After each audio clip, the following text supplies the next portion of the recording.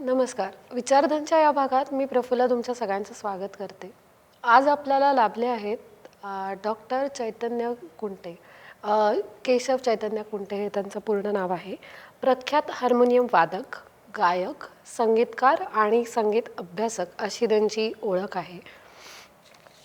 रागदारी क्षेत्रात आणि बंदिशी, दुर्मिळ बंदिशी याच्यावर त्यांनी खूप काम केलेलं आहे. डॉक्टर अरविंद थत्ते हे त्यांचे गुरु आहेत आणि सध्या ललित कला केंद्रामध्ये प्राध्यापक म्हणून ते काम करत आहेत. हिंदुस्थानी शास्त्रीय संगीत त्यातील गायन आणि संशोधन यामध्ये त्यांचं विशेष काम आहे. टप्पा गायकी याचा विशेष अभ्यास किंवा टप्पा गायकीचे विशेष अभ्यासक ही देखील त्यांची ओळख आहे. तर संगीताचा किंवा संगीत क्षेत्राचा ध्वनीचा मानवी जीवनावर कसा परिणाम होतो, विशेषतः दिव्यांग मुलांवर आणि त्यांच्या हालचालींवर म्हणा किंवा त्यांच्या दैनंदिन जीवनात त्याचा कसा परिणाम होतो आणि ओव्हरऑल संगीत याबद्दल आपण आज त्यांच्याकडून जाणून घेऊयात. नमस्कार सर. नमस्कार. स्वागत आहे तुमचं. संगीत आणि संगीताचा उपयोग प्रत्येकाला वेगळ्या ना वेगळ्या प्रकारे होत असतो. काही मोस्टली तो म्हणजे नॉर्मल मुलं असू दे किंवा प्रत्येकाच्या जीवनात त्याचा परिणाम होत असतो आपल्या भावना व्यक्त करण्यासाठी. तर त्याबद्दल तुम्ही काय सांगाल मला? संगीत म्हणजे खरं तर ध्वनीचा उपयोग एक कलात्मक रीतीने केलेला असतो. मग तो आवाजामार्फत असेल, वाद्यामार्फत असेल आणि मग त्यात शब्द असतील किंवा शब्द नसतील, पण एक ध्वनीची सुविहित अशी रचना की ज्यातून माणूस स्वतःला अभिव्यक्त करतो, आपले विचार किंवा आपल्या भावना पोचवतो. तर संगीत ही कला इतर कुठल्याही कलांप्रमाणेच मुळात का निर्माण होते, तर अभिव्यक्ती करण्यासाठी आणि आनंद देण्यासाठी. आता मुद्दा असा असतो की कला ही विकसित जेव्हा होत असते तेव्हा त्याच्या अनेक तऱ्हा किंवा अनेक परी तयार होतात. मग आपण लोकसंगीत म्हणतो किंवा आदिम संगीत आहे आणि रागदारी संगीत हे त्यातलं एक विकसित स्वरूपाचं संगीत आहे. तिथपासून आपण अगदी धर्मसंगीत आम्ही ज्याला म्हणतो, म्हणजे सर्वसामान्य लोक आरत्या गातात, अभंग गातात, अशा तऱ्हेचं धर्माशी संबंधित असणार संगीत, भक्तीशी संदर्भात संगीत. आणि अर्थातच जनप्रिय संगीत असतं, म्हणजे चित्रपटातली गाणी, नाटकातली गाणी, अशा तऱ्हेचं संगीत आपल्याला जे सर्वत्र नेहमीच अनुभवायला मिळतं असं जनप्रिय संगीत. तर या सगळ्या वाटांमधून संगीत आपल्यापर्यंत येऊन पोचत असतं आणि प्रत्येक प्रकारच्या संगीतातनं आपल्याला काहीतरी वेगळं मिळतही असतं. म्हणजे एका प्रकारे असं पहा की आदिवासी किंवा लोकसंगीत जे आहे ते त्या समाजाचा एक सहज उद्गार आहे. त्यांचं सहजपणे सांगणं, त्यांच्या जगण्याशी संबंधित असणारं ते संगीत आहे. या उलट आपण जर लोकप्रिय जनप्रिय संगीताचा विचार केला तर त्यातनं एक काहीतरी निश्चित उद्बोधनही असतं. आता जसं आपण म्हणू पोवाडा सारखा रचना प्रकार आहे किंवा अगदी अलीकडे विद्रोही संगीत तयार होतं, रॅप म्युझिक आहे. तर याच्यातून काहीतरी नक्कीच लोकांना संदेश देण्याचा असतो, त्यांचे विचार पोचवण्याचा भाग असतो. किंवा कधी कधी संगीत केवळ मनोरंजनाचं असतं. आता चित्रपटातनं येणारं संगीत किंवा नाट्यगीत किंवा भावगीत हे एका प्रकारे अभिव्यक्ती तर आहेच आहे, पण त्याच्यातनं जास्ती महत्त्वाचा भाग हा मनोरंजनाचा आहे. याउलट धर्मसंगीत हे तुम्हाला अंतर्मुख करणारं असतं, कारण की ती भक्ती आणि अध्यात्माशी जोडलेली वाट आहे. त्यामुळे व्यक्तीचा आत्मिक विकास तिथे होईल या अनुषंगाने संगीताचा तिथे वापर केला आहे. म्हणजे एका प्रकारे संगीत केवळ कला उरत नाही तिथे, तर ते एक माध्यम बनतं ईश्वरापर्यंत पोहोचण्यासाठी. आता रागदारी संगीताच्या बाबतीत काही अंशी तेच घडतं, कारण की रागदारी संगीत किंवा ज्याला शास्त्रीय संगीत असं म्हटलं जातं, आम्ही त्याला शास्त्रोक्त संगीत किंवा कला संगीत असं म्हणतो, त्या संगीतामध्ये तर अंतर्मुखता आहेच आहे, त्याच्यात खोल विचार आहे आणि कदाचित त्याचमुळे आपण सर्वसामान्य व्यक्ती आणि विशेष व्यक्ती या दोन्हीच्या संदर्भात रागदारी संगीत वेगळ्या वेगळ्या पातळीवर महत्त्वाचं ठरतं. तेच तुम्ही आत्ता जे म्हणलात की विशेष मुलं, तर संगीत हे सध्या उपचार पद्धती म्हणून पण वापरण्यात येत आहे. तर म्हणजे वाद्यसंगीत असो किंवा कंठसंगीत असो, वेगवेगळ्या संगीताचा या मुलांवर वेगवेगळा परिणाम होऊ शकतो. नक्कीच होऊ याबद्दल शकतो. काय सांगाल? आता असं आहे की विशेष मुलांमध्ये वेगवेगळे घटक जर आपण पाहिले की दृष्टीबाधित मुलं आहेत किंवा ऑटिस्टिक मुलं आहेत, तर प्रत्येकाच्या समस्या वेगळ्या आहेत. आता पहा, वाद्य वाजवणं म्हणजे त्याच्यामध्ये प्रामुख्याने आपण कुठलंही वाद्य पाहिलं, हार्मोनियम असेल, तबला असेल, व्हायलिन असेल, तर दोन्ही हातांचा त्यात वापर असतो. म्हणजे एका प्रकारे अवयांचं कोऑर्डिनेशन हे फार महत्त्वाचं तिथे घडतं. आता सर्वसामान्यपणे आपण बघतो की इतर मुलं सुद्धा जेव्हा वाद्य शिकायला सुरुवात करतात तेव्हा त्यांना वाद्य पाहावं लागतं. म्हणजे तबला वाजायचं असेल तर हात कुठे टाकायचा, तबल्याच्या कुठल्या भागामध्ये बोट कसं ठेवायचं, किंवा अगदी समजा एखादा हार्मोनियम वाजत असेल तर सर्वसामान्य मुलगा सुद्धा ते बघतो. आता विशेष या मुलाच्या बाबतीत बघणं किंवा स्पर्श संवेदना यांचा एक वेगळ्या तऱ्हेने विचार करावा लागतो. पण वाद्य शिकणं याच्यातून या मुलांना फार मोठा फायदा असा होतो की अवयांचं कोऑर्डिनेशन आणि मोटर स्किल्स आणि आपली मानसिकता एखाद्या वस्तूशी कशी जोडता येते याच्यातनं येणारा विचार हा त्यांना उद्युक्त करता येतो.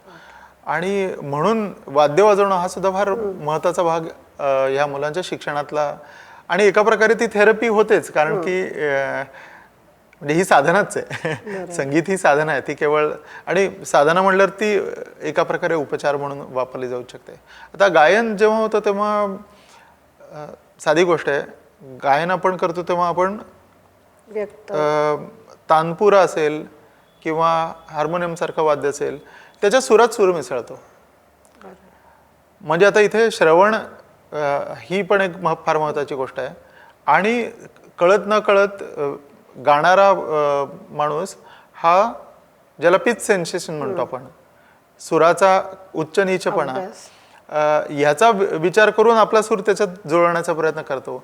म्हणजे ज्याला आपण ब्रेन मॅपिंग म्हणतो तेही घडत असतं. आणि ह्या गोष्टी केल्यामुळे या मुलांच्या मध्ये वेगवेगळे गुण विकसित होण्यासाठी मदत होते. खरं तर फक्त विशेष मुलांमध्ये नाही, हे सर्वसामान्य मुलांच्या बाबतीत आपल्याला घडताना दिसतं. आणि म्हणूनच एखाद्या गोष्टीत कॉन्सन्ट्रेशन होणं, लक्ष केंद्रित करणं, यासाठी संगीत फारच उपयोगी पडतं. आणि हे या विशेष मुलांच्या बाबतीत आपल्याला अधिक जाणवतं. मला आठवतं आहे की खूप वर्षांपूर्वी इथे पुण्यातच अरुणा दामले म्हणून होत्या, त्या ऑटिस्टिक आणि अशा विशेष मुलांसाठी संगीत वर्ग चालवायच्या.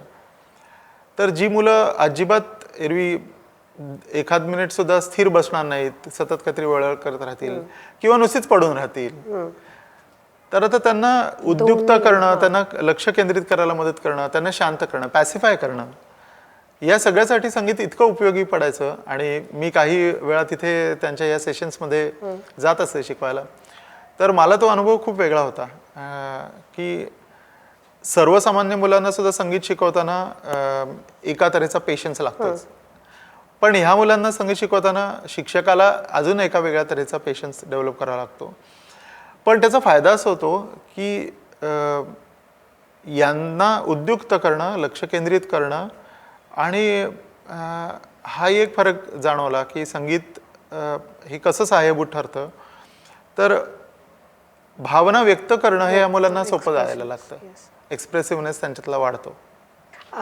तुम्ही आता जे सांगत होतात की संगीत ही उपचार पद्धती आहे, तर शास्त्रोक्त संगीताचा किंवा रागदारीचा याच्यामध्ये कसा उपयोग होतो, किंवा स्पेसिफिक काही रागदारी कुठल्या वेळेला, किंवा त्याचा कसा वेगवेगळे उपचार आहेत?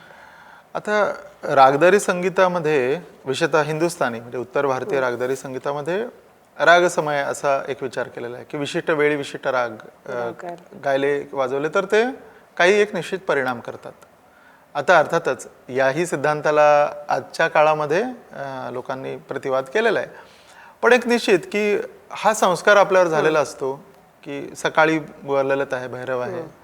म्हणजे याचा एक थोडक्यात मी सांगेन की जेव्हा संधिप्रकाशाची वेळ असते, सकाळचा किंवा संध्याकाळचा, जिथे दिवस किंवा रात्र ही पालटते, ती वेळ आपणही नेहमी अनुभवतो की ती एक कुठेतरी कातर वेळ ज्याला आपण म्हणतो, हुरहुर लावणारी अशी वेळ असते. आपली स्वाभाविक रीतीने मानसिकता ही अस्थिर असते आणि जसं रात्र किंवा दिवस पुढे चढत जातो तसं मानसिक स्तरावर सुद्धा आपण सेटल होणं किंवा एक विशिष्ट तऱ्हेने ऍक्टिव्ह होणं हा भाग असतो.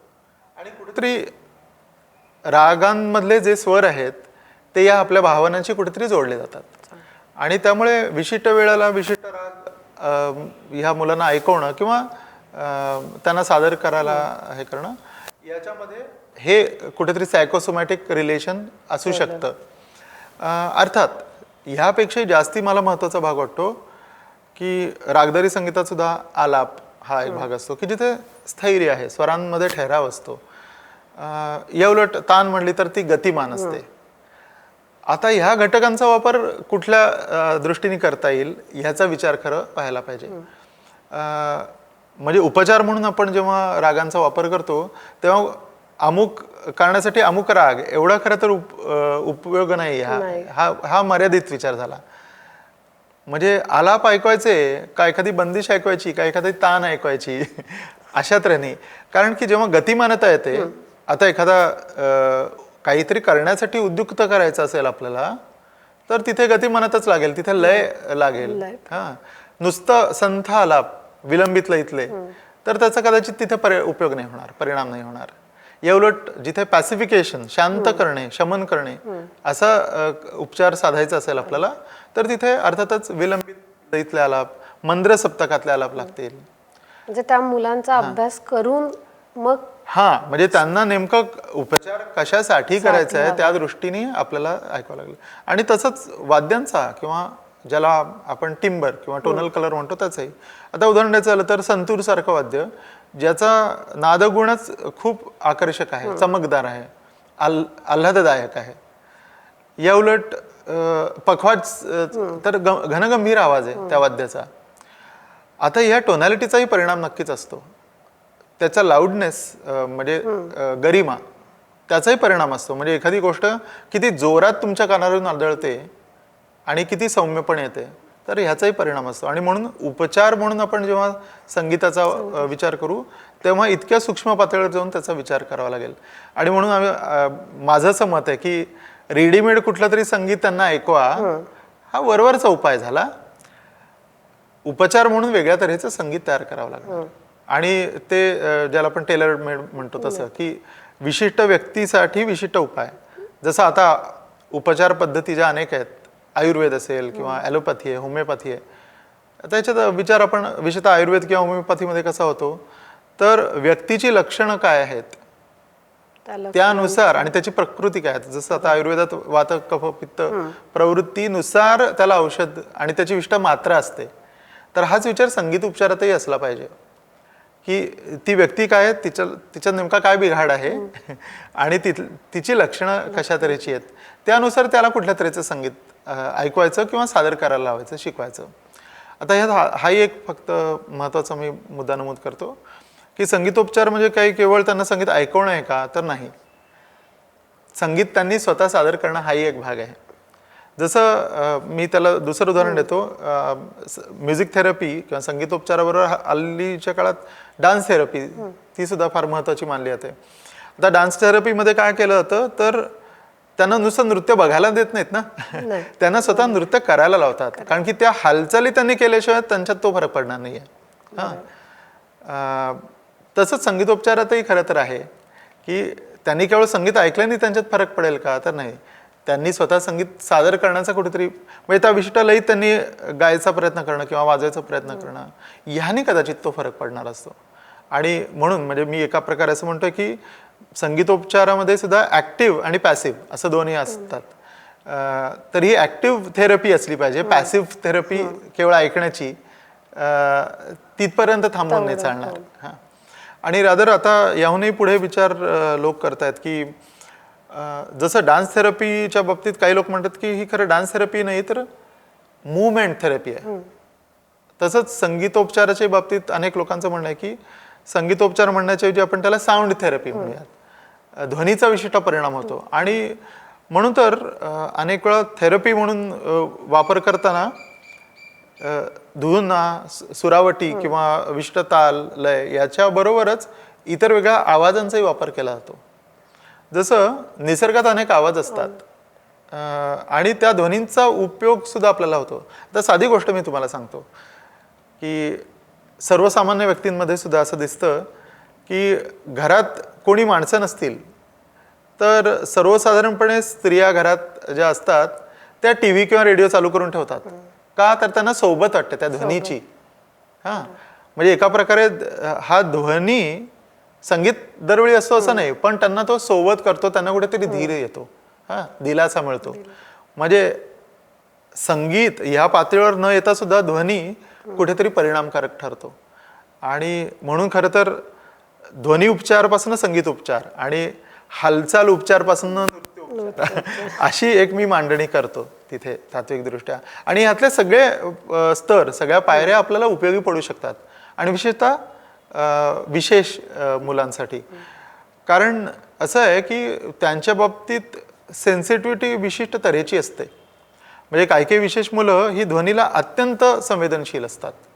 म्हणजे जोराचा एखादा आवाज आला किंवा खरखरीत आवाज आला तरी ती अस्वस्थ होतात. मग अशा वेळी आपल्याला विचार करावा लागतो की ह्या व्यक्तीसाठी कुठल्या तऱ्हेचा ध्वनी योजला पाहिजे. मग इथे अशा सेन्सिटिव्ह मुलासाठी जर मी खूप जोरजोरात वाजणारे ढोल ऐकवले तर कसं चालेल? त्याला मुलायम, सौम्य असा कुठल्या तरी वाद्याचा ध्वनी किंवा अशा आवाजाचा, कंठध्वनीचा उपयोग केला पाहिजे. इतका सूक्ष्म स्तरावर खरं तर विचार याचा करायला पाहिजे. सध्या तुम्ही ललित कला केंद्रामध्ये प्राध्यापक म्हणून काम करत आहात. तर तिथे काही विशेष मुलं देखील आहेत दृष्टिबाधित. तर त्या मुलांना शिकवताना काही वेगळ्या पद्धती वापराव्या लागतात का? सध्या इन्क्लुजन हा शब्द खूप वापरला जातोय सरकारकडून तर जास्त. तर जेव्हा आपण म्हणतो इन्क्लुजन तेव्हा सरसकट आपल्याला सेम पद्धती वापरून चालतीलच असं नाही. तर अशा कुठल्या वेगळ्या पद्धतीने किंवा तुम्ही तुमचा आत्ताचा सध्याचा काय अनुभव आहे? माझा अनुभव असा आहे की आमच्याकडे प्रामुख्याने दृष्टिबाधित विद्यार्थी येतात आणि काही विद्यार्थी आत्तापर्यंत BA पासून MA पर्यंत शिक्षण घेऊन बाहेर पडलेत. आणि त्यांना शिकवताना मी तरी असा विचार करतो की त्यांना ते विशेष आहेत किंवा दृष्टिबाधित किंवा इतर कुठले तरी दिव्यांग आहेत याचा लाभ मिळता कामा नये. म्हणजे कशा अर्थाने? तर त्यांना सिंपथी द्यायची आणि त्यांना एका प्रकारे परावलंबी करायचं असं करून चालत नाही. तर त्यांना उलट्या बाजूनी त्यांना सक्षम कसं करता येईल आणि त्यामुळे त्यांना आम्ही वेगळी ट्रीटमेंट असं देत नाही. त्यांना इतर सर्वसामान्य मुलांच्या बरोबरीने शिकवतो पण त्यांच्याकडे वेगळं लक्ष देतो. हां, आणि माझा अनुभव असा आहे की आता एक वेगळं उदाहरण देतो. आमच्याकडे एक ऑटिस्टिक मुलगा शिकत होता आणि वर्गात मी एरवी शिकवत असेन तर ज्या वेगाने इतर मुलांना ते कळतं सांगितलेलं तर त्याला त्या वेगाने कळणारच नाहीये अर्थातच. तर मला थांबत थांबत जावं लागणार आहे त्या मुलासाठी. आता काय घडतं, इतर मुलांमध्ये त्याला शिकवत असताना इतर मुलांना कंटाळा येतो मग, कारण की त्यांना असं वाटतं की हे काय परत परत तेच सांगतायत किंवा थांबत थांबत का शिकवतायत. पण मी इतर त्यांच्या वर्ग मित्रांना हे सांगितलं की आपल्याला ह्या मुलाला हात धरून वर आणायचंय. तर आपण सगळ्यांनी मिळून काम करायचंय. मी शिकवतोय म्हणून मी फक्त त्याच्यावर काम करेन असं नाही. हा तुमचा मित्र आहे की नाही, आता तुम्ही पण त्याला मदत करा. आणि खरं त्यातनं एक वातावरण चांगलं वर्गात तयार झालं. आणि गमतीची गोष्ट आहे की याच्यातनं सर्वसामान्य मुलांनाही फायदा झाला. कारण की मी काय करायचो की एखादी गोष्ट मी सांगायचो वर्गात, मग सर्वसामान्य मुलांनाही म्हणायचो की चला आता तुम्ही मी सांगितलेली गोष्टच रिपीट करा. त्याचं पुनरावर्तन करता करता एकदा दोनदा तीनदा असं झालं की 4-5 वेळा तीच गोष्ट सांगितल्यामुळे आमच्या त्या ऑटिस्टिक मुलालाही ती गोष्ट कळायची आणि ह्यांचंही पक्क होणार. म्हणजे एका प्रकारे असं मी म्हणतो की शिकवण्याची आपली पद्धत थोडीशी बदलली आणि ती समावेशक करून घेतली की सगळं सोपं होतं. खरं तर त्या अर्थाने अवघड नसतं. आणि मला वेगळाही एक मुद्दा इथे मांडायचा वाटतो की विशेष मुलं खरं तर जास्ती वेगळ्या अर्थाने संवेदनशील असतात. त्याचा फायदा खरं तर त्यांच्या शिक्षणातही घेता येतो. म्हणजे दृष्टीबाधित असणाऱ्या व्यक्ती, मला आत्तापर्यंतचा अनुभव आहे की त्या ध्वनीला जास्ती संवेदनशील असतात आणि त्यामुळे त्यांना अनेक वेळा ध्वनी ऐकून जास्ती लक्षात राहतं. म्हणजे आमची इतर सर्वसामान्य मुलं टिंगल टावळी इकडे तिकडे बघ काहीतरी इकडे, त्यांचं लक्ष अनेक वेळा राहणार नाही. पण दृष्टीबाधित मुलांना बरेच वेळा ते कॉन्सन्ट्रेशनने ऐकत असतात, त्यामुळे तो फायदा त्यांचा होतो. तर मग मी अशा वेळी उलटही उदाहरण करतो की एखादा दृष्टीबाधित मुलगा आहे तर त्यालाच आत्ता तू काय ऐकलंस हे परत सादर करून दाखव किंवा हे सांग, हे एक्सप्लेन कर असं म्हणलं की इतर मुलांनाही आपोआपच त्यातनं इन्सेंटिव्ह मिळायला लागतो.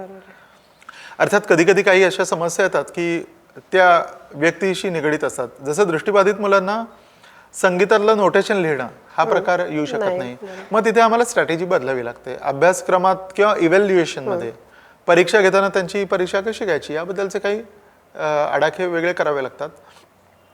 पण तरी माझा आत्तापर्यंतचा अनुभव असा आहे की सर्वसामान्य व्यक्तींना शिकवताना आणि विशेष व्यक्तींना शिकवताना थोडा आपल्या शिकवण्याच्या पद्धतीत बदल केला, थोडासाच, खूप बदल करण्याची गरज नाही राहत, पण तेवढा बदल केला तरी सुद्धा खूप चांगले रिझल्ट्स मिळतात. आणि पुन्हा मी एक हे सांगित की विशेष मुलांना एम्पथीची गरज असते, सिंपथीची नाही. आणि तोच विचार शिक्षणातही येतो की या मुलांच्या बद्दल माझा अनुभव असा आहे की अभ्यासक्रमातला जो काही भाग आहे तो अख्खा आपण शिकवण्याचा विशिष्ट तऱ्हेने प्रयत्न केला तर तो सगळा ते उत्तम तऱ्हेने ग्रहण करू शकतात. थोडासा आपल्याला पेशन्स ठेवावा लागतो आणि या मुलांकडनं मग वेगळे रिझल्ट्सही मिळेल. म्हणजे मगाशी या ऑटिस्टिक मुलाचं जे मी उदाहरण सांगितलं तर आपण एक असं समजतो की विशिष्ट रागांना विशिष्ट भाव असतो, राग आणि रस अशी एक जोडणी केली जाते. तर मी एक असा प्रयोग करत होतो की विशिष्ट राग ऐकवायचा मुलांना आणि त्याच्यातनं त्यांना काय वाटतं, त्यांना कुठली भावना त्याच्यातनं व्यक्त झाली असं वाटतं, अशा तऱ्हेचं त्यांनी लिहून काढायचं किंवा सांगायचं. आता गमतीची गोष्ट अशी आहे की सर्वसामान्य मुलांनी त्याच्यातनं जी काही रीडिंग्स लिहिली किंवा सांगितली त्यापेक्षा खूप जास्ती चांगली सूक्ष्म पातळीवरची आणि ॲक्युरेट रीडिंग्स आमच्या त्या आर्टिस्टिक विद्यार्थ्यांनी दिली. आता ह्याचं कारण असं आहे की जरी त्याचं आकलन हे अडथळ्याने येतं, त्याला पुन्हा पुन्हा त्या एखाद्या गोष्टी सांगावी लागते, पण ती त्याच्यापर्यंत एकदा पोचली, तो सिग्नल त्याच्या मेंदूतनं पूर्णपणे पोचला की त्याच्यावर त्याचं प्रोसेसिंग खरं चांगलं होत होतं इतर सर्वसामान्य मुलांपेक्षाही. आणि त्याच्यामुळे अनेक वेळा हे घडायचं की म्हणजे इथे हे मी सांगेन की आम्ही जे असाइनमेंट देतो तर त्याची काहीतरी एक डेडलाईन असते की सर्वसामान्य मुलांनी ह्या तारखेला द्यायची. तर मी असं करायचो की त्यापेक्षा एक 2-3 दिवस त्या विशेष मुलांनी नंतर दिले तरी चालेल, कारण की त्यांना वेळ द्यायला पाहिजे तेवढा. पण आश्चर्य म्हणजे माझा आत्तापर्यंतचा अनुभव असा आहे की सर्वसामान्य मुलांच्या तोडीची किंवा कधी कधी त्याहूनही जास्ती चांगल्या दर्जाची असाइनमेंट ही आमची विशेष मुलं देतात. आणि त्यामुळे मला स्वतःला अनेक वेळा असं वाटतं की जेवढं समाधान सर्वसामान्य मुलांना शिकवण्यातनं मिळतं तेवढंच विशेष मुलांना शिकून मिळतं, कधी कधी जास्तीच मिळतं.